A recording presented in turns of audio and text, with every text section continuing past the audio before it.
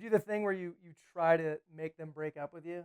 Yes. Like you don't want to be. You're like, I'm not gonna end this. It's a classic guy move. You're like, what kind of like grenades can I throw? So Oh my God! Get out! And it never works. It seems like the more you do that, the more they're like, yeah, they're like, no, please stop. like your girl. Stop it! I love you. You're Like the girl could be like, I'm gonna cook dinner for tonight. I'm gonna cook dinner tonight. And you're like, we always eat in. I want to go out. Yeah. And you're like, what? What? You're just trying to throw a grenade. Just Why like, are you cooking me a beautiful dinner?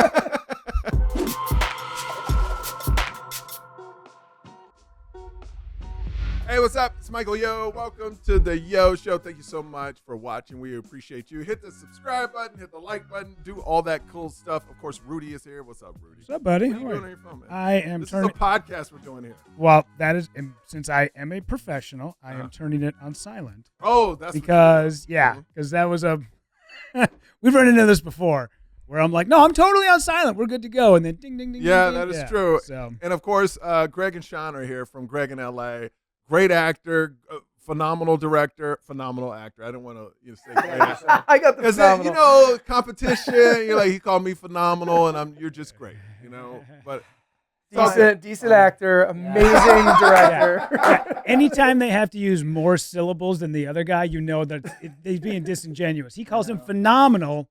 That's so four, and then great is one syllable. One syllable. One syllable. That's all you need. Can I tell you what was so funny? So we were all on the same flight. Me, my son, and family. We saw Sonic 3, which is an amazing movie. Sonic 3 is amazing. And they're on our flight. And I see Greg walk to the bathroom, and then he walks back. Just the same faces he has in the show, Greg and Ella. I think you're Asian because you always have this resting, I'm sad face. Like right now. Like, what? Like you're always. You're right. Maybe it's runoff from the show. I don't know. Contemplative? I don't know. You look sad all the time. Really? Even when you mean like outside of the show? No, when you were walking from the bathroom. Yeah. You kind of just have this. I think I'm just thinking. You have a thinker's face. I think that's what it is. He's got like the 10,000 yard stare. He's always like thinking about something. Yeah. Yeah. Maybe that's what it is. Yeah. Yeah, but you're always. Yeah. But it's like if I didn't know you, I was like, that guy's sad. Well, also it could be in fairness because in contrast to you, you're like a bouncing bright shining star. I am. All over the place. It's true. You know that. Everybody says it. So I'm like, I'll take Okay. a little gray in front of Michael. But when we hung out, you were fun. Yeah. I didn't know what to expect because when we had lunch, he took me to a great bakery. It was great. And I was like, I wonder, because I watched the show and I'm like, I wonder, is he kind of down all the time or it's like Both. It's both. It's both. You know what it is, man? I think it's all mood dependent. Okay. Yeah. That's weird because I think you're way more talkative in real life and like excited and energetic. I have to subdue him to like play the character and be like, all right, I just shot you with a blow dart. Yeah. Let's do the scene. Yeah, maybe it's a comfort thing, dude. Because when we met up with each other, we were having fun. Yeah. And I saw y'all too in my kitchen. Y'all were vibing. Like I was like, yeah, this is the Greg I love.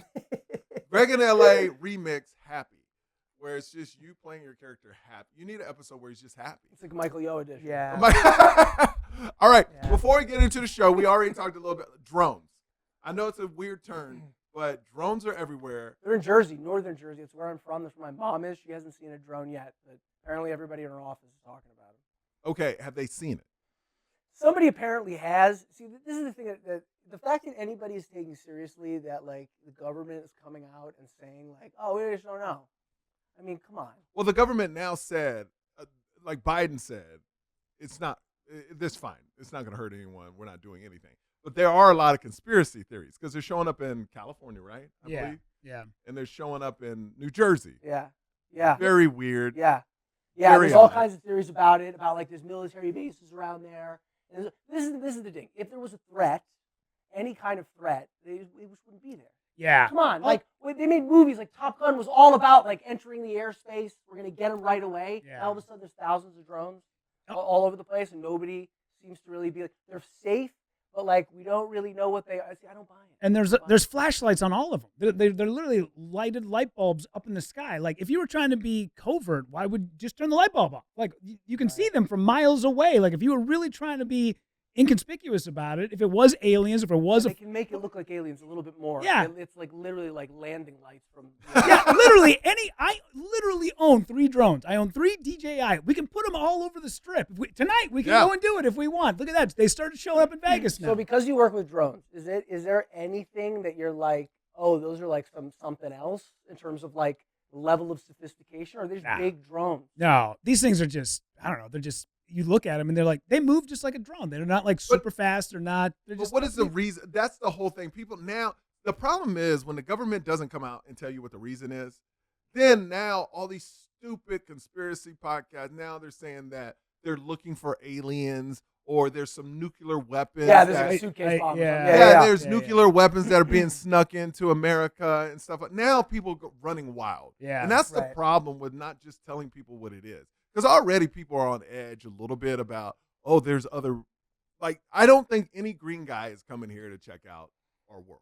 Yeah. Now I do, the closest to that I do believe, we send out drones, we send out satellites. I believe other planets, you'd be ignorant to not believe there's other life forms somewhere in the galaxy far, far away. I agree, yeah. And I don't, if they're that advanced, they could send satellites over here or whatever, and one may pass. But little green dudes. Well, you know what I heard?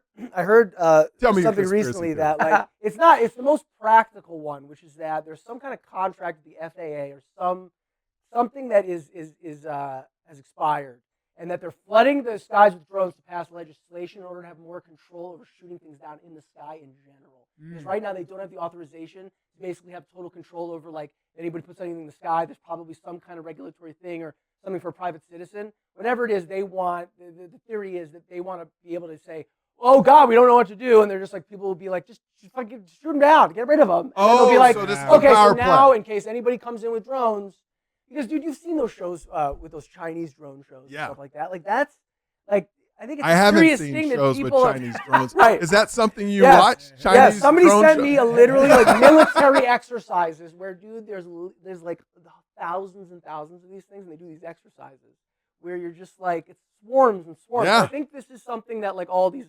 governments are probably all trying to combat with each other that we don't really hear that much about. Because think about it, it's kind of freaky. You get like 1,000 drones just swarm in. Like, I don't know how you stop them all at once. And we're not allowed to shoot them down. I guess not, because it could land on people. It could. Yeah, but dude, the fact that one of these things that nobody knows what it is that hasn't been shot down, or you haven't heard a story about it being shot down. Other thing, why is it cool to know that the government doesn't have our back? Why would they want us to think that they're not able to figure it out or able to stop it? But they do know what it is. Right, but why would the anything, perception be like, oh, we don't know. Why would they want us to think they're stupid in any way? Why not? We got it covered. What would be the effect of them being like, we don't know? But if the government says we don't know, they know. I think most people, they just don't want to tell you what it is. So you think everybody kind of sees the wink? Yeah. So you would rather them say, oh, we're not going to tell you what it Because is. there's a thing where like you're safe. Like, because if they don't know what it is, they could do anything at any moment. We have no clue what they're going to do, and we have no defenses. As opposed to like, listen, you see, it's tricky, right? Because then it's like, it's something bigger going on that you're lying to us about. I think people sit there and they have to think about this stuff. And because that's it's when all they make about up all these crazy perception. conspiracy Right. theories. Yeah. But I think at the end of the day, I think the fact that everybody's on TikTok and everybody's I think people want to know. They want to think that something supernatural is happening too. Yeah. Because it's if we're just here alone, that's kind of, it's a little boring after a while. We're like, okay, there's got to be something else out there. So there's like a thought of that. There to be something. It's an endless fantasy. something. It's an endless so your mind kind of goes to places. You're like, oh, it could be this, could be that. Yeah. Well, I don't know. For years we were talking about, there's aliens, and the government's like, there's no aliens. And then like 9 months ago, the government was like, all right, there's probably aliens, and people were like, okay, whatever. They didn't say there was aliens. They were saying there was unidentified flying objects. They didn't say, to me, UFOs and aliens, two completely different things. Because UFOs is unidentified flying objects, which I believe there's tons of, but it could be from other governments. It could be from... Sure, but the fact that we don't care, necessarily. We don't care that much. We don't care that there's for years, we were like, oh my God, we know for a fact that there are, and the government's like, Area 51 doesn't exist. And then they finally came out, they're like, okay, there might be a little smoke where there's some fire, and then people just moved right past. Right, shouldn't that example alone, if you extrapolate and go, why would I ever not think? Because that's in current time. That's always what they do in in like the current moment. They're like, that's crazy. What you're saying is crazy. These people are crazy. And then they give it 20 or 30 years, and it was all true. Yeah. But like then they're kind of there's no reason to think that they're not always kicking the can up the road with stuff that they don't want you to know about. Why not? I would do it. I believe that, but I don't think they like the stories of. I guess my thing is there's so much technology out there where somebody could sneak a picture, sneak this. Right. I agree.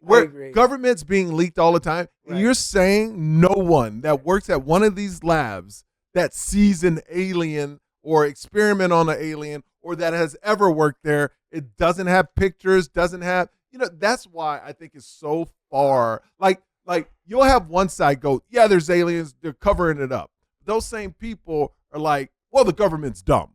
But you know what an aspect of that is that I never thought about, and somebody explained this, and like if you actually do the thought experiment, how they compartmentalize information and duties in any project, how they could separate every single person in an department from knowing what the overall But what you're saying is the people that work in this so-called location where this so-called alien life form keep their mouths totally shut. They're the only people in the world that keep their mouths shut. And they haven't, and those people they hire hasn't evolved to the people we have today that leaks everything. Right. We got like 2. Oh, right. You're saying there would be way more than like 2. Unless there was one person that's been there 50, 60 years and going to die in a place. Unless they have a chamber that they bury everybody that works there that never leaves. Men in black you every day. Yes. You. Yes. Yeah. That's the only way it can You're work. right. No human being ever has that self-control. No. Not anybody I've ever met in my whole life. No.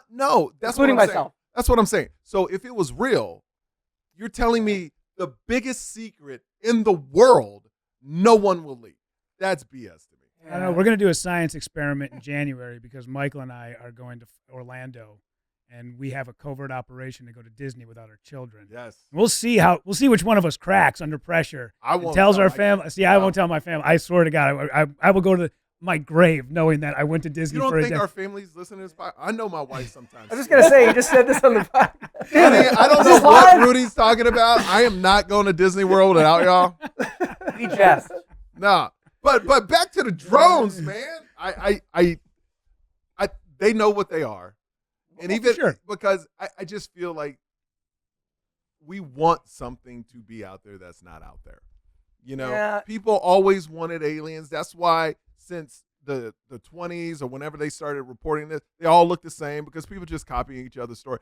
The one person I would believe if they came out with an alien story, like, yo, this thing had a square head. It looked like completely different than the normal thing people picture. Like, oh, the alien head that's this shape. That happened? Yeah, that teardrop. But they all look the same. Oh, right. The one Who came person up with that quintessential exactly kind of image of like everybody's just copying big each other's eyes. stories. Yeah, right.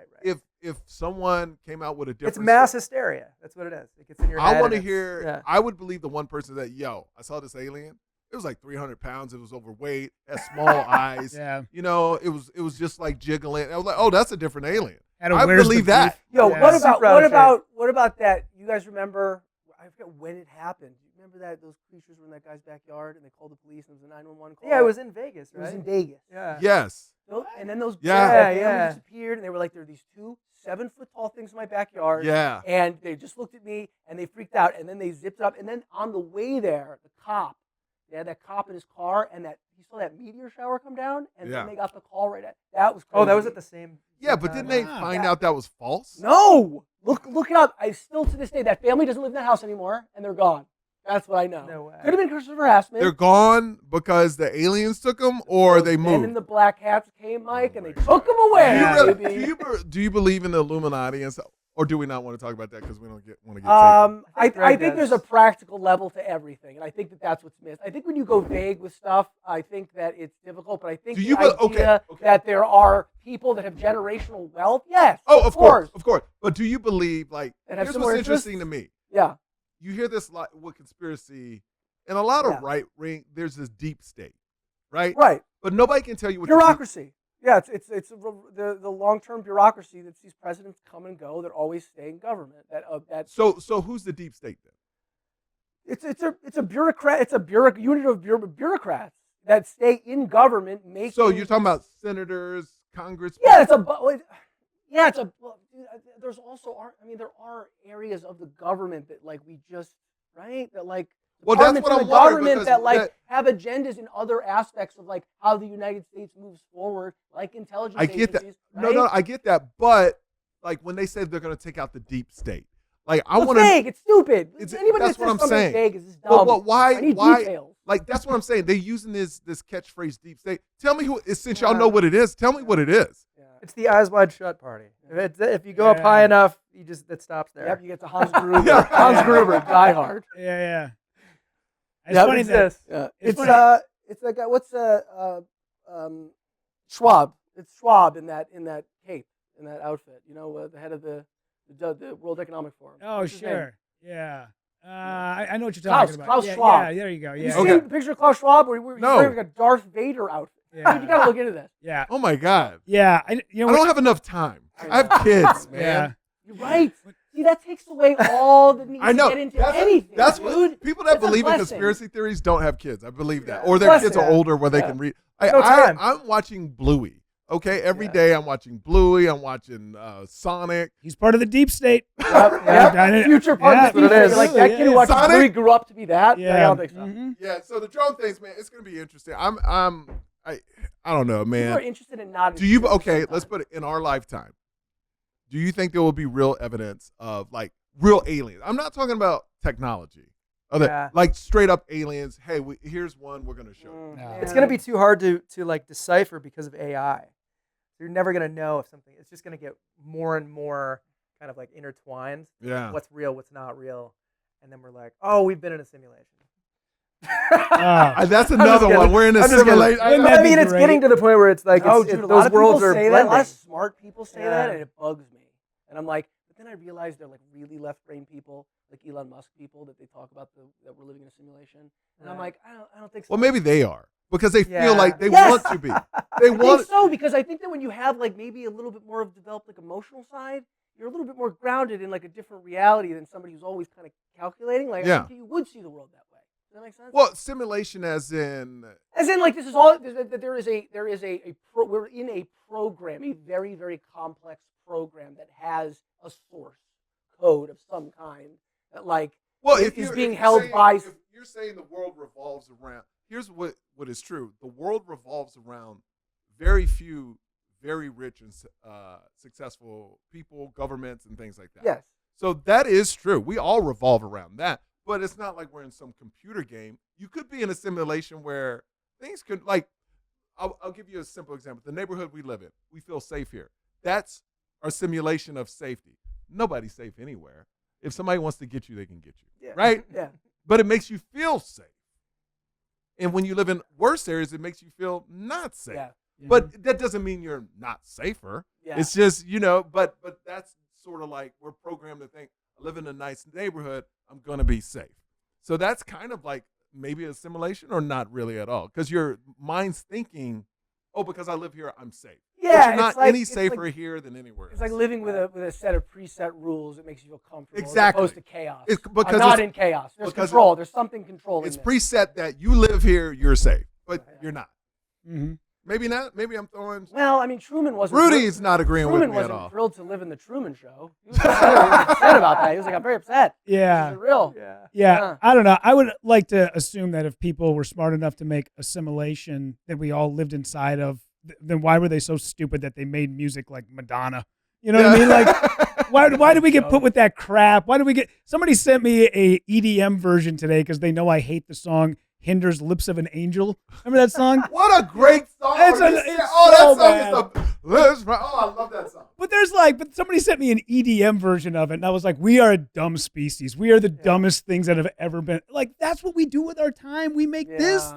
There's so many other great things. Like, I look at, the Renaissance period of like guys who were sculptors and painters and artists and that's over. astronomers. They did all of these things, and now we make this off a computer. Like, I'm going to jump on that too, where even people that made the Declaration, even though they owned slaves and they were terrible to people of color, they at least cared about, it was a white country, but the rules they put in place were really, they never thought a person would take control and be evil. I really feel they thought, oh, everybody's going to be in a straight and narrow once you get into government. Yeah. Well, the way they wrote it. Yeah, you know what I mean? It wasn't like one person can dominate everything. Yeah. Yeah, it was protected against that.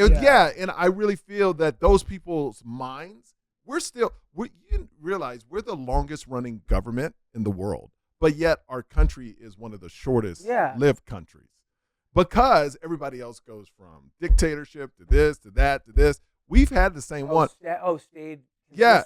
Oh. So what's amazing is the fathers of our country were so, like, they were so brilliant and they saw kind of the future, but they never saw a person would be like, I'm going to take over this and just corrupt everything. Yeah. You know, and that's why I'll say it again on this podcast. That's why I think everybody in government, from Senate to CIA to everybody, there should be a cutoff in the length of time you can serve in the government because it's not supposed to be a job. It's supposed to be a public service. To me, 12 to 15 years, and then you're done. Because then the corruption will go down. You can't build the relationships as well. You know, I mean, that's my point. So I know we're veering off. But. Yeah, isn't it weird that guys who go into the service, it's like their last bastion. It's the last thing that they have. And in 4 years, they come out better human beings. But people who get into public service do it for 4 years and they come out worse. Oh, yeah. I feel like that's such a twist of irony. We also get so gradually used to things that when you see them on their face, I mean, the insider trading stuff that happens in Congress, it's so overt. Oh, I know. It so should not be allowed. And it's so corrupt, and yet you kind of see these. What happens when a system over time, over a few decades, it crumbles. Gets more and more corrupt people inside of it. The system itself becomes corrupt, and then it rots from the inside out. And then, but you know what it is? I've noticed, I think an older generation, right, my parents' generation, they look at it still with the same faith in the systems and the same, like, because they grew up with the pageantry in a way. Like, well, they also grew up. So they don't see, they refuse to see the hypocrisy because it's like, no, you trust them. Like, they've got it thing. Well, also, our generation is like, I'm pretty sure nobody. Well, because their generation of government gave them a middle class. Yeah. And they gave them the right. Like, my parents bought their first house for $40,000, a 2-story, 3-4 bedroom house for $50,000. Median house buying age, 56 years old now. 56. The median house buying age, yes. Isn't that insane, dude? Yeah. And that happened. It was 33, and the boomers, I think. Crazy. Yeah. Where I'm from originally, you can still go home, back in northern Minnesota. You can still buy a house for a nice 3-bedroom, 2-bath, big yard, 2-stall garage. You can get them for like $120,000. But nobody wants to live there. No, that's why you can still buy it. That's the trade-off. That's why you can find places. Absolutely, like, And I've said it many times. It gets 19 below there, though. It's 20 awful. below. Oh yeah, no. It was when Michael and I were in St. Louis this week, and I looked at the weather back, where my parents still live, and it was like -10 this morning. So I was like, I'm good. Like, Vegas. You're paying for that.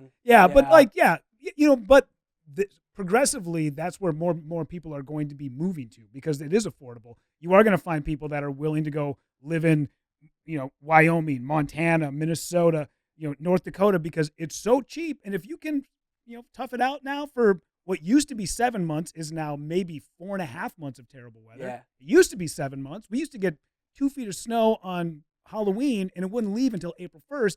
Now you don't get snow until almost January. Global warming, bro. Oh, dude, like when we were kids, were the storms? Like, I could swear we had way more they were way worse. And, they came at wintertime. From New York, right? Christmas had snow. You guys both from New York? Yeah. Oh, New Jersey, New York, New Jersey, New York. He's upstate. I'm right by the city. Okay. Bergen County. Well, I want to talk about Greg in L.A., and I want to mix in this other topic because you're always trying to find love in Greg in L.A.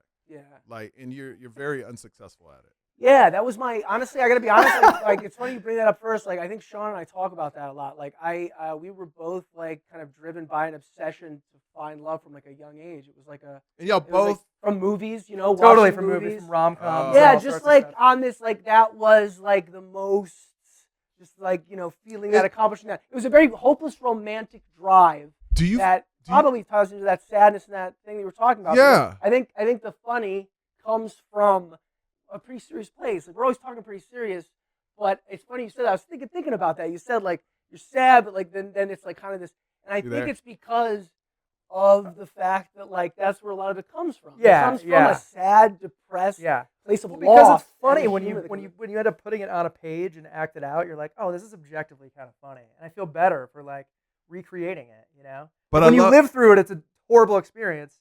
And you're like, oh my God, unreciprocated love. I love that I'm living in your mind right now, though, with that sad comic. Like, you're really thinking about that, aren't you? Well, like, because you know what? Because nobody's ever said that to me before. And, like, I was like, that's so interesting. But then I kind of realized, and to be totally honest with you, Michael, like, this season was a bitch, dude. Like we were both so busy going through so much. I was going through so much personal insanity. I won't get into like you know those times in life when like you got 7 different layers going on of shit you're changing or stuff going on, that kind of thing. So it was like burning out this for me anyway, like burning out this show and pushing through and getting it like 30 episodes of the show done. But like times when you're like, I don't want to fucking do this. Yeah. It happens sometimes. No, I get you. It happens sometimes. And like I because of that, it kind of came out of it. Like I don't know, man. You come out of something a little more serious. Kind of happens in life sometimes. No, I get you. No. I love. But I think that funny comes from a place of dwelling on stuff that's not so funny. Yeah, and but it probably rubs off. What I love about the rom-coms back in the 80s and 90s, mainly 80s, and I don't know if it ever can be pulled off today because you had to have patience. Yeah. Like those movies move. If you watch The Breakfast Club or one of those, it moves so slow. Yeah. For the day, but I loved it, man. Still interesting. It's still great. It still holds up. It still holds up. And what I love about your show is, you know, your journey and I don't know. I just think like, I think y'all both do a great job as directing and acting. How it moves, it's 4-minute segments. You know, it's just so compelling, so quick, in and out, and I love it. And I love to watch the journey. So since you have terrible dating in the show, I want to ask both of you your worst date story. Let's take real life. Yeah, we got to take a break. We'll take a quick break. We'll come back. We'll do that. Yeah. We're going to take a quick break. Right. We'll be right back because Rudy the man, the phenomenal comedian / producer extraordinaire, told us to go to break, so we got to go to break because we do have sponsors. All right? Break. Hey, what's up? It's Michael Yo. So we are going to be in Kansas City. We're going to be in Orlando, and we're going to be in Toledo, Ohio, kicking it off in January. It's right before the special drops, January 28th.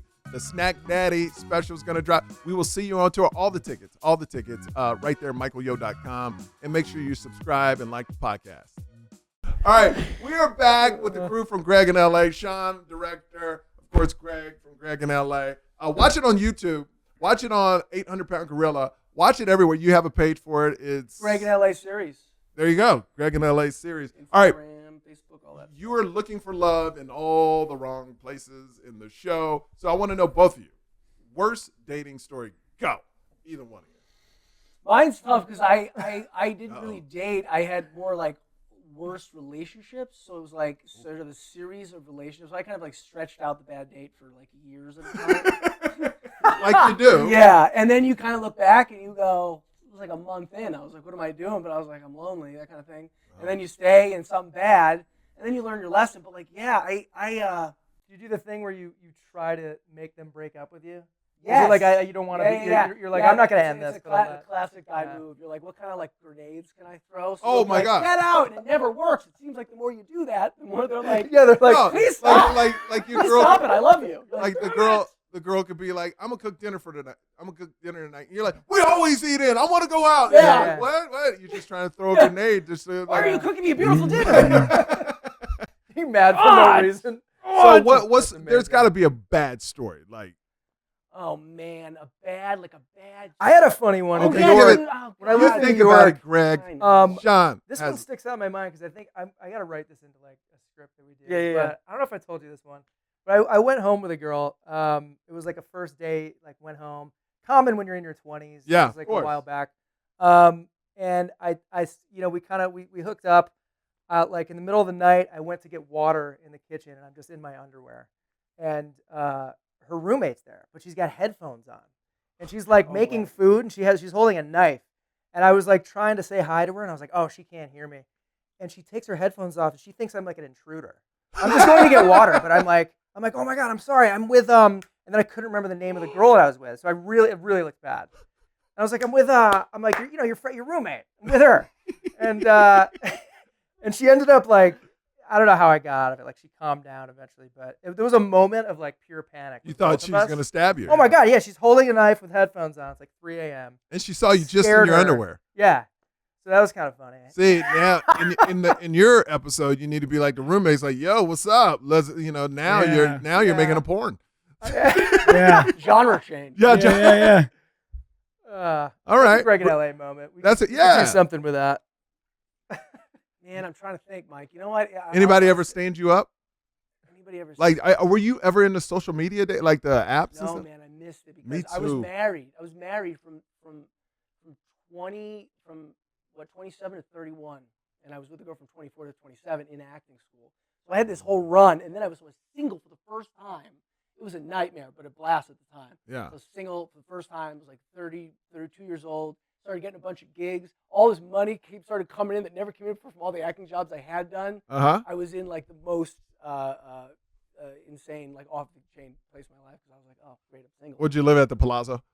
I just stayed in East Village, man, wandering around. Oh, Jim New Morrison York. style. Okay, yeah, I'm thinking LA. You would have been in that Hollywood area. Oh, like- yeah. Oh, full, East Village, like full Oh, yeah. East Village lifestyle, sort of wandering around, completely reckless, and it was great. But yeah, man. I mean, other than that, like the process of breaking up with somebody. Why can't you break up, and the man? Crazy what? Why can't you? It's easy. I have It's like, trouble I'm with done. You Yeah. found it easy? Oh, You know yeah. what? Oh, I'm you're quick. just done. I'm a quick See, breaker man, up. everybody appreciates that. That's not easy for a lot of people. No, Yeah. no, yeah, dude. I will break That's up with you crazy so that quick. it's Yeah. that's such a Like clear we're answer for done. you. We're done. Well, I'll never see y'all again. We're done. Yeah. Wow. Mike, that's pretty impressive, man. Like a lot of guys have this thing where it comes from a place of like and it's selfish. It is selfish. Yeah, It's like I don't want to make you upset, probably because it makes me feel guilty. Yeah, there's a little So bit. like Yeah. even if either if you break up with me Mm-mm. or like you find some way, but you're looking for this moment that won't come, even though it's like for the betterment of everybody, long term thinking about everybody, you deserve somebody No. who actually. I just be like, hey, you know what? No, This It's like this is I don't not think about any of that shit. No, I'm like, hey, this is not working out. Yeah. I can't see my future with you. You're a phenomenal person. Phenomenal. You're a phenomenal person, but I don't see a future with us. So I don't want to waste your time. And I definitely don't. You did this when you were 22 or In my 20s 20s. But I was like, You were raised obviously by very functional people. yes, my parents are still married. Oh, get out I of was here like, with your Yeah. balanced, functional parents. Yeah. Get out of My here. parents were amazing. God. They loved me, and they're still around, and I love them. Shocking. You become a ray of light when you're That- Yeah. raising you, bro. There's a song from the 90s called Cruel to Be Kind, which is all about, hey, man, sometimes you just got to rip that Band-Aid off. And it's the kindest thing to There you do. You think you're being a nice person by what do they call it? Prolonging the agony. Oh, dude, Yeah. it creates nightmares. Oh, It for creates sure. Nightmare scenarios. Nightmares. Yeah. So, like 3 months into something, you should be out. You're all of a sudden in some Well, massive battle. well, let me It's worse and worse. Yeah. I never understood the people that were like, oh, man, I dated this person 2 years, and she was a B, or he was a dick. And I'm like, well, why'd you wait 2 years? Like, you knew this. Yeah. Like, it doesn't take 2 years. Yeah, to but dude, realize. I've heard crazy stories where like there's a couple, right? And they Yeah. both are like they get hammered all the time. Yeah. Together. And they got Well, that's not a good start at right, all. right. So they go a year, 2 years. They go out, they're super social, they're out all the time. Yeah. Then they get married. One of them sobers up and goes, "I don't even fucking like this person. Yeah. I don't even Yeah. know." That's crazy. And it happens in little ways for people. It happened to me in like little ways where you're like, "Oh shit, I've been seeing this through a whole other lens." Mhm. And now it's like I'm not the same person. This person isn't even attractive. This person doesn't need whatever it is. Oh, but Holy that's shit. growth. That's Yeah, why man. I think there should be a law, and when I'm president of the United States, I will make a law that nobody can get married till they're 30. Because Mike, being it's married, smart, Mike. being So, married yeah, in your it's true. 20s is so. I got married late in the game. I got married at 37, 38, something like that. So I was ready, But Don't you think that's an example coming off our parents' generation, though, where you're like, oh, I guess I'm supposed to? And it's not like our parents really get. I don't know about you guys. Like, this is different, but I got no advice, really. My parents. Oh, you received no advice? You mean? No. Like, okay. My parents Yeah. always sat me down and said, "I'm going to teach you something about my yada parents yada." didn't either. Yeah. My parents, but I guess since I saw the example, I knew how it was supposed to look. And they're married still. And they're married. So I think that's what it was. It's like I would look at my parents and go, "That's what it's supposed to look like." Yeah. They still love each other. I do a podcast with them. People love them. So I go, they always have fun. And that's what like my dad always told me the best piece of advice is always say the third thing. Never say the first or second when you're married. Good advice, and he goes, man. the second thing, he goes, marriage is work, but it shouldn't be hard work. Because if it's a lot of hard work, you're with the wrong person. Yeah. It's maintaining. Of course, like, you mess up and then you apologize. Don't be that person that just doesn't apologize. I mean, look, Right. it gets complicated, obviously, when like you care about anybody and you've been with them for long enough. They become a good friend. They become a best friend. That detachment, it is like Velcro. It's hard, even if you know it's right. Yeah. It's messy. It's complicated, right? It's But no. I always go with my dad. Your resolve My is dad, amazing. my dad told me this very young. He goes, life is easy. People make it hard. Yeah, man. Because you're making it harder. Why would you want to make it harder on yourself? Just end it. It's Just true. end it. Like, although I'm going through, well, I can't say, but he knows what situation I'm going through with I a know. work Yeah. situation. Yeah. Where, but it's more about their livelihood. I love how Michael said his parents Yeah. give him advice and he gave us like 2 dingers. He's like, Yeah. he's like, these are 2 quotes from my parents. Yeah. Dude, you got quotes. It's That's yeah. good. No, That's good. the It's a thing is, beautiful like, thing. our parents, especially like my parents, they were kind of in the get out and work mode, but they were never in the let's hang out with our kids mode. Yeah, So but that was my parents. Yeah, my mom. Yeah, because my mom has been married 3 times now, and when she always talks about like, oh, I wish I would have spent more time teaching you how to have a good relationship. I'm like, you did. You showed me what not to do. Like that is the best piece of advice you could have ever given me is by 100%. showing by example what you shouldn't do. Yeah. And still does it to this day. Yeah. So so She's doing it every day. I know, She's right? teaching me something every day. Yeah, I mean, I'm 44, and I have I've never been married. I have no ambition to get married. I don't think I will ever be married. Got a beautiful daughter. Yeah, though. daughter's Great great. daughter. Yeah, I got a great girlfriend. Like, what more do I want in life? Why do I need to involve the government? Why do I need to put it on a piece of paper? You know, I like you. You like me. We're good. Do you think that's going to be the trend? Like, We're in transition, man. It's like you were talking about that simulation thing. It's like we're in this weird place. Like even back then, like it felt good to have rules, to have lines drawn. It made you feel comfortable. You're like, this is the way society is. Now, like, dude, I feel like we're in some transition where it's like there's like a leg there. There's like a leg in what's gonna be. Nobody really knows. And now things like this are totally like people having kids like out of like it's totally acceptable and of course, but we're not really living in that streamlined place. No, yet, see, you know? I think like me as far I'm like one of the last like of my friends. I mean, all my friends are married, but I feel I thrive in it. I love it. I love the old school marriage, and that's kind of how my comedy is, family comedy. Like I love the old school, but I see the new stuff. I mean, like, well, dude, you're an exception from the rule. Yeah, like 100% today. Comedians Oh, being like, you know, depressed, traumatized. Like you're a prime example of a successful comic. Who, like basically is a happy guy who's had a good childhood. I don't think I would be able to make it as a comic, being the sad comic, because I understand why so many comics take drugs and drink is because 100%. In one night you do a show, you go through a high, and then you man. got to wait an hour for the next. You hit a low, and then you got to reach back up and do another show, get a high. And then you're a superhero in that club, but as soon as you leave, nobody cares. Dude, yeah. And you still wanting that feeling, and you're up. Acting's the same thing, man. Yeah. It's the same thing. Yeah. So I think it's different, though. I think it's different because you automatically know what people think about you, good or bad. Yeah. Like an act, unless you're on stage. Oh, you're way more exposed, dude. Yeah, it's the yeah. ultimate. It's So ultimate if you have high, a bad ultimate set, low. I had a friend that passed away, but he was a comic, and he did the same set for literally 10 years because he was in rehab for drugs. And if he had a bad set, he honestly told me, I don't know what's going to happen.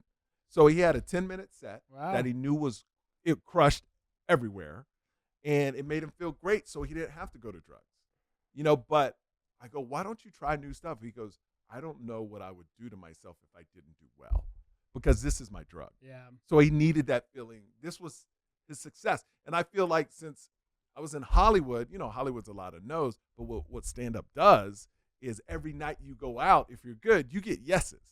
So you're like, oh, in your mind, mentally, you're like, oh, just Hollywood hasn't caught up because these 300, 400 people said yes, they like me. Yeah. You know what I mean? So that was good to have comedy on that. Yeah. The younger comics that we hang with, I feel bad for because the kids who are between the ages of like 22 to 27, I've heard many stories of these guys going, man, I battle every single night to just get off stage and go home and not drink. I try so hard to like not smoke weed. It kills me, but I'm trying so hard every day. And I'm like, dude, at 44, I wake up every day going, I battle every day to not find a wife. I battle every day to not own a home. I battle every day to not get towels that match. I battle every day. Because at 45, at this point in my life, I'm like, I don't need any, because you're so comfortable in yourself now, and I know who. But do you think you won't be one day? You think you'll wake up at 50 and be like, you know what, I should have done it different? No. You think it'd be tricky? Like I always wonder about that too. Like the longer you wait, like if you've been single, if you've been on your own, and you have like your own thing going on, that it's almost like you build a to like callus. let somebody else in to even compromise. Yeah, at this point. yeah. that you're like, because I was telling you about that the other day. It's like, I think a lot of people with relationships, right? They kind of think it's just this autopilot thing. Like, they're like, oh, I made a decision to be in a relationship. They don't understand that, like, there is sort of like there's this compromising aspect to it where, like, you've got to be able to be like, I'm not gonna be able to do whatever I want whenever I want. No. I'm gonna have to, like, share that with you. Some people are like, live single just with somebody, and I think it's really interesting. Live single because with they're somebody. basically, I'm still going out, still doing exactly what I did, but yeah, we're that's- together, that- and then that any- person gets upset and they wonder why. But anytime a guy says, "Oh, nothing's going to change when I get married," they've never been married, or they don't know, or they don't have to get married. Yeah, Like literally, and I've said this on the podcast before. The only thing I asked my wife for is, like, when we got married, every time the Miami Hurricanes play, I got to be able to watch the game, and that was an agreement we made before we got married. That's good 'Cause ground. you got to rules. play. You, do that You have immediately. to. You have, and I'm telling all the guys that get married, Nothing you have to else. put it in stone before you. This is the things I need, so they can't change. It's like boom, like my wife knows no matter what. right. I'm Contract watching was that game. signed. Do you get any more? Is there like 3 things you can choose before You get marriage? 3 Like, wishes? Just three one. wishes? I just picked one. That was the most important thing to me. She said, Yeah, to him, yeah. you get one. No, she said, "What do you want?" And I have to watch pageants with her. She loves Yeah. pageants. She's a pageant girl, so I got to watch pageants. But like you learn, like it's weird. Like my wife she's so nice. She's the best person I've ever met. She has so many girlfriends. But here, like my wife is always going out with her girlfriends, but she go out with her guy friends. But I don't like going out. Everything I do turns into like a hobby, turns into a profession. Yeah. And that's my problem. Like Yeah. stand-up was supposed to be fun. Now it's a profession. I do it for podcasting. I can already tell this is becoming like, oh, this is going to be this is not fun. I mean, this is fun. No, I fucking don't want to be here at Specifically, all this right segment is what he is talking about. no, I'm saying this was This is a supposed- charity. No, this was supposed to be like, yo, this is something I do here and there. Right. But then it's like, oh, the momentum is gone. So now I need to find a hobby. But I don't have time to do a hobby because I know if I start a hobby, like I was like, I'm going to learn how to edit. But I know if I really, because I'm so particular in editing, if I really learn, it would become a job. I would start editing all my stuff, editing other people's stuff. Like You want just like an escape? Like what about like golf or something? Are you that kind of guy? Okay. My Into escape that. right now is taking my kids to Dave & Buster's. There you go. It's So not- it's that's what it that's is. so fun. Though. What is it? Touring and shows takes up, like, that's the majority of your schedule? It's exhausting. But that's like, Rudy's with me. Like how many days a year are you doing shows? Oh man, What'd you I've say? taken about 40 trips out of 52 2 weeks. weekends. Oh damn. Yeah. All right. So, So hey, so you're talking about being in a plane 80 times? Yeah.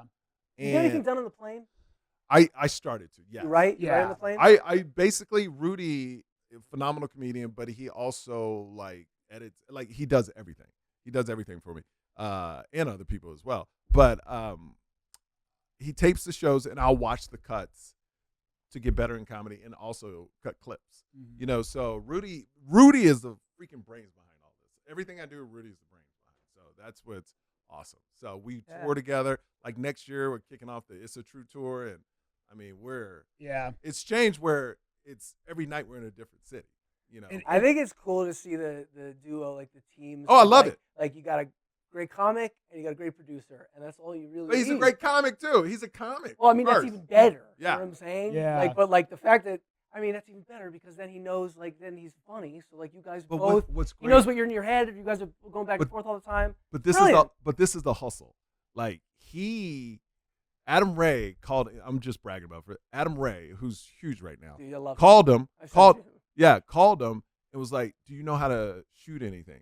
He never shot anything in his life. He bought the stuff, shot the show, and he learned how to do it on the Hell fly. yeah. And then other people started calling him, and that's why I found out about him. From Adam told me about him, and then Jonathan Kite told me about him.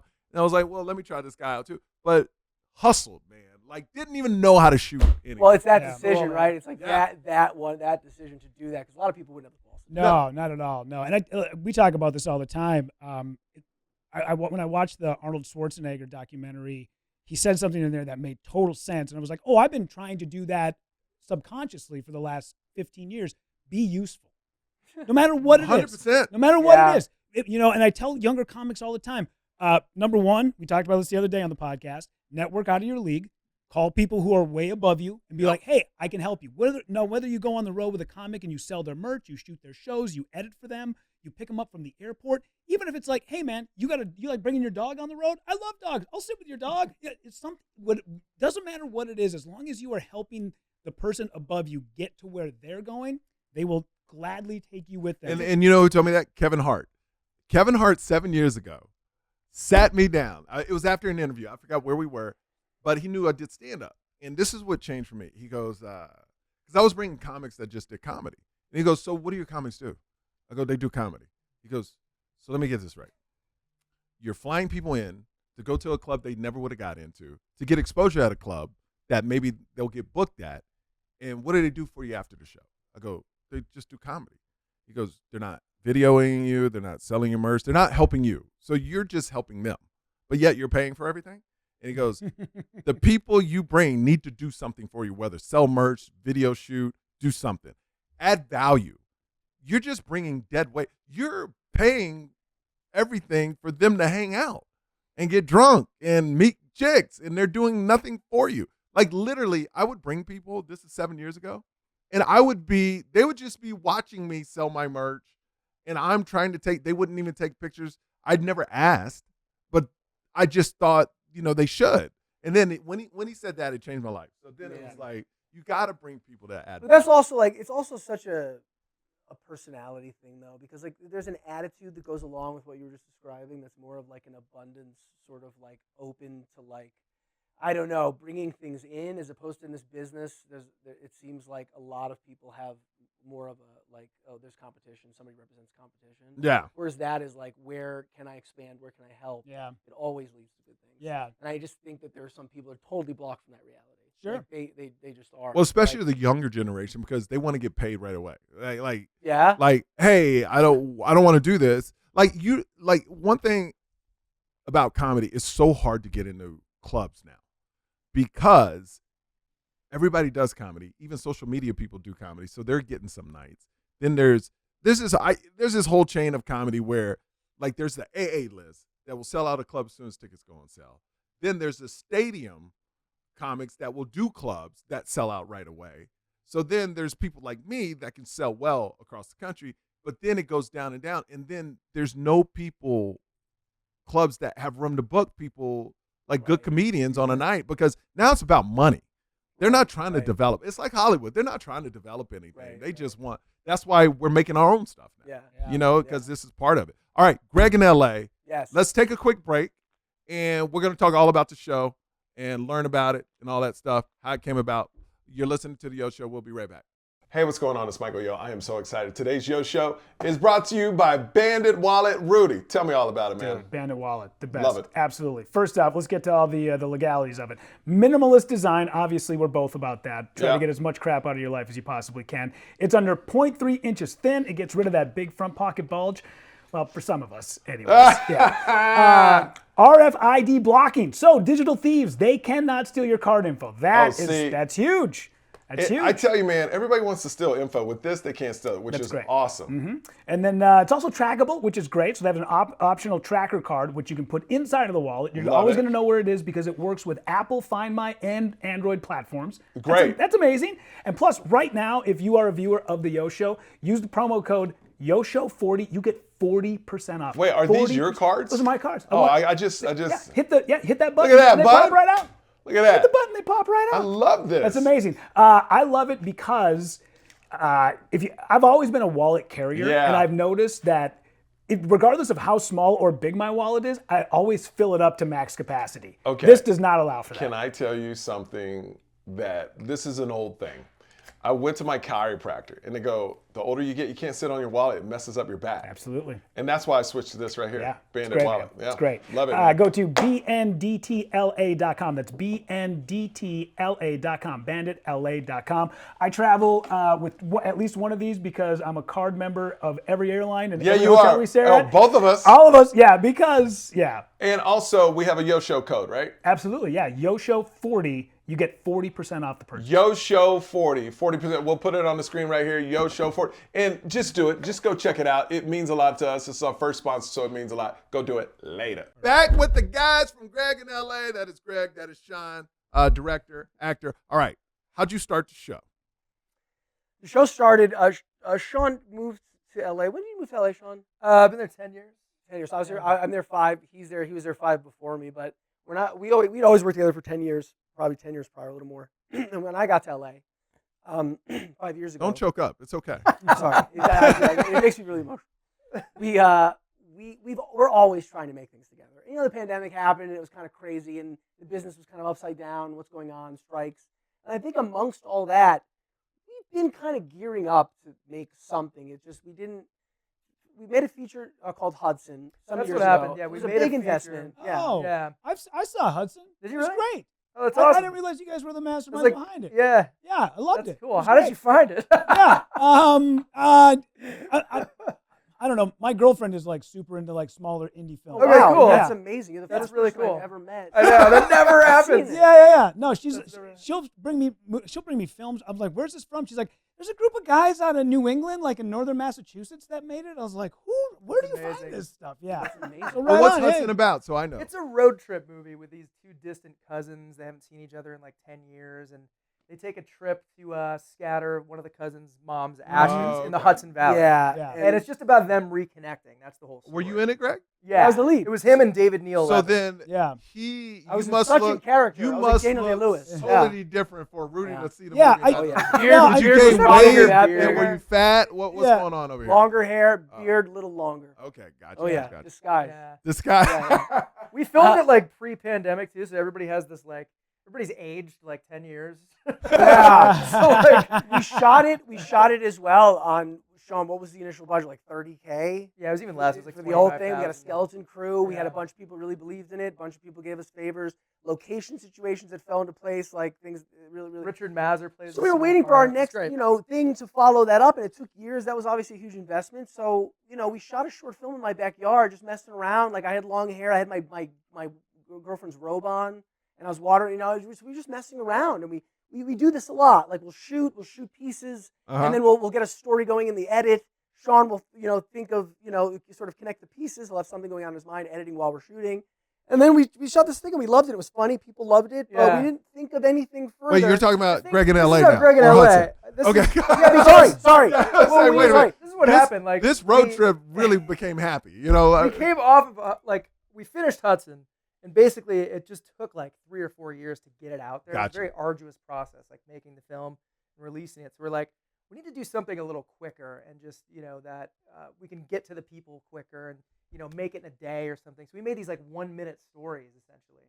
I come from like commercial directing, so I Yeah. kind of used that storytelling skill to be like, we're gonna tell a narrative, but it's just little slice of life kind of moments.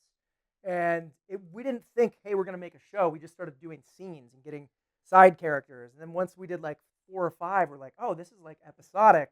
Let's do like 1 or 2 minutes, and then 3 minutes, and it just kind of became a show with this linear storyline. And it was like leap in the net will appear. We just started making Yeah, stuff, and it happened. we always like had one. I think our one rule, like whether it was like spoken, it wasn't spoken all the time, but it was like it's got to be like really exciting. Like if we're gonna Yeah. do something, we know the work that's gonna go into it. We made the feature. Like it's gonna have to be like a lot of motivation behind it. And I think once you started to churn away, because after Hudson, we shot this little short in my backyard here in California, tiny little short film I was telling you about before, my robe and all that stuff. And that was kind of the beginning scene. Greg, yeah. And it wasn't right away, but then Sean's like, something's here, we got something. And then we just started to mess around, and we brought like David in, and we kind of, Sean, I forget, did we start shooting right away, or did we kind of like write a few episodes and then start shooting? It was like David was in town. He's a New York actor, David Neal Levin. He plays happened the to be in neighbor. town. Yep. And he was in town, so we're like, hey, let's throw him in here. And we just kind of wrote something last minute, and it was really just thrown together. That's Stream of the whole thing. consciousness, Yeah. sort of like using who we had, what we had, writing the story as we went, and then, letting the story sort of like write itself in a way based on kind of the themes and the things we like to do. And then as the seasons have gone by, it's gotten more complex. The story's gotten a little deeper. The characters are more defined. And then in the 4th season now that's currently out, we kind of have stepped, the episodes are a little longer, they're a little more involved, and it's a little bit closer to maybe like a sort of a TV watching experience, but in short form. And I think that's kind of the cool thing that we found, which is like this narrative, a story that you want to watch with like character development, but it's in short bits. It's interesting how, and this is not about your show at all. This is just about social media and different platforms. it's interesting how different links work on different platforms. Like YouTube works on a different link than Instagram, than Facebook. So it's interesting to shoot a short show, but then try to figure out the algorithms. We were just talking about that. Yeah. Like what's gonna wow, land? all the stuff we put out on that platform rockets. But then, listen, I'm starting to understand because, you do like you said, you always do well on Facebook. Yeah. Certain audience on Facebook. And I feel like certain our audience. audiences aren't dissimilar. No, they're not. YouTube there's is a not similar to crossover. Facebook. No. Similar to Instagram. Similar to TikTok. Yeah, I'll get people out. Oh my God, it's so lovely, and somebody on YouTube's like, "Is this supposed to be funny?" And you're like, because I know what I watch on YouTube. So like, I'm not clicking through shows on YouTube. YouTube is more for an aggressive audience that will comment if they don't like something. Yeah. Instagram is more about love. We love it. Yeah. And Facebook is all moms. Yeah, Like literally, it's That's a good breakdown. I hardly ever get complaints on Facebook. But YouTube, I can put anything up and it'd be like, your kid is ugly. They don't. Yeah. They do not care on YouTube. Yeah, there was a guy on YouTube once. I went and took my daughter to Weird Al at Red Rocks in Denver. We were both big Weird Al fans. We went to the show. And we put out like a little video real quick, like us at the show. Oh, yeah, hey, whatever. And my daughter at the time was 8. And somebody commented, fix her teeth. God. Can you imagine? Wow. This is like a 47-year-old adult Like I have one goal, man. hurting that child's Yeah, life. right. Ruining her life. Dude, there's people that comment terrible things about babies on wild, YouTube. So isn't it's it? like, I know. YouTube is like, that is a platform for just bullies. Like, Yeah. People that were never loved. and Twitter's like that Yeah. too. Twitter or X or whatever. That's just like, It's always funny to me though when I hear people they yell and scream about a platform. I'm like, they're like, I'm leaving this platform. I'm like, what are you talking Nobody about? cares. Like, Nobody cares about you. Nobody Nobody cares. cares. I'm like, it's a platform. Like Yeah. whatever you're looking at that's bothering you, there's another corner where it's not going to bother you. Like, what are you? It's amazing. The self-importance is amazing. dude, the ego. Right? It's all ego driven. But dude, social that's media has America. definitely accentuated that too. And Oh, I think 100%. everybody's just like, the world is seen from my eyes. Michael, Yeah. you see everything how I see it, or you're incorrect. Yes. And everybody is, well, they'll fight, they'll die on that hill. Oh my That's God. like And it's then so the scary. people, like, I used to be obsessed with 24-hour news. This is like 3-4 years ago. I just watch local news now for the last couple of years. My life is so much better. But like, just to see me put something like when Obama won his second term and for people to be like, they'll have full-blown conversation and go back and forth with other people on my timeline. And just, you have all day to fight? Mhm. Like, who does that? You know what I mean? A lot of people. Mike, I gotta say though, the other day I had, it's not like a revelatory thing or anything, but since all of the news stations and all the entertainment companies switched over to that like clickbait model, Yeah, because of course. all the market share is being stolen by the Yeah. internet, right?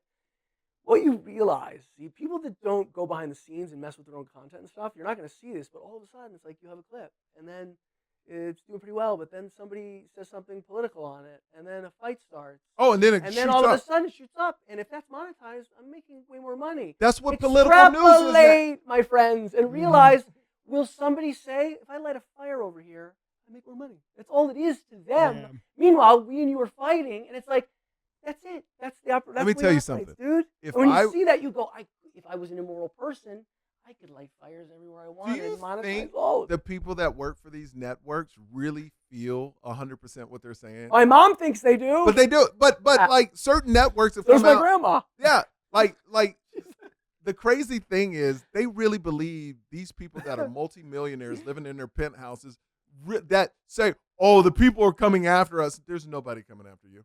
There's nobody. Like, it's all about fear. Fear moves everything, man. Like, Right. Get them that's scared what- and then sell them products. to eat. Get them scared, but here's my barbecue sauce. Yeah. And they'll buy it. They're like, Dude, oh. my grandma's 98 years old. She's like life of the party. She gets up every morning, puts her makeup on. She's cleaning the whole house. She's like this insane, unbelievably healthy. All she does is sit in front of the news, and that she just. You know what's crazy? It's like an experiment because I walk in the house after not seeing anybody for a year, and it's like you've watched like a pod person because she's absorbed this information, and then they repeat the words on the TV. And then you say, do you understand that you're watching a television and you're repeating words on television? They go, what the hell are you talking about? Yeah. This is what's happening. That's the social experiment right there. Then it's like I watch the news with her, and the news person is literally saying, somebody got stabbed a block away from a mosque. So it's pretty close to a mosque. Nothing to do with the mosque. But it was around the time when there was sort of like, and she's like, this is really dangerous. She's like, religious persecution. And you're like, oh man, that's how it happened. Yeah. Somebody just got, this happens every day. just sort of happen by a corner. But man, you forget because you're in this industry and you are like, you see it from this like, behind the Wizard of Oz kind of perspective. Most people, and it's scary, Mike. You realize like they're in it, dude. They're like what they told me. This TV station that now gets like 60,000 viewers. You're one of them. You're part of a cult now. Oh yeah. That believes anything they tell you, man. So if that earpiece is taken over, you're done. Oh yeah. So like, and it's like your mother. So you're like, Mom, please listen to me. She's like, oh, please. Look, Joe Rogan's one of my friends. Yeah. If Joe Rogan went on his show and said, I met an alien today, that would be covered by the news. His listeners would believe he met an alien in real life. They'd find a way to spin it and be like, Joe smoked meth or something. No, they would believe him. Yeah. You think People so? believe what Joe says. Well, I'm saying the network. But I'm saying the cultishness. Like, oh, yeah. That's what I'm saying. But the networks would be like the View talked about Joe Rogan. They said he believes dinosaurs. in Dude, that was or so dinosaurs or dragons. It's like, yo, man, stop. Like, dude. Stop making Joe Rogan, who's my friend, real news. He's a comedian that does a podcast that has fascinating people on his show. But that's a good point, though, Mike, because you can say people are so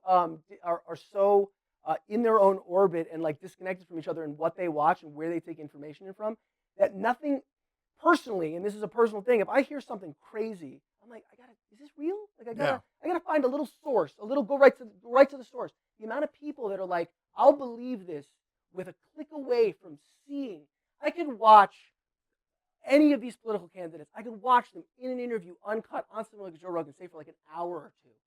You know who that is as a human being. Yeah. You can't fuck with that. Yeah. But like the fact that is not regarded at all, and it's basically like those are the same thing, like the sound bites. Oh yeah, and 100%. It's amazing because there is no observation of it. It just sort of takes place. All right. Well, we got to wrap this up. So one last plug for Greg in LA. Sell it. You got a minute.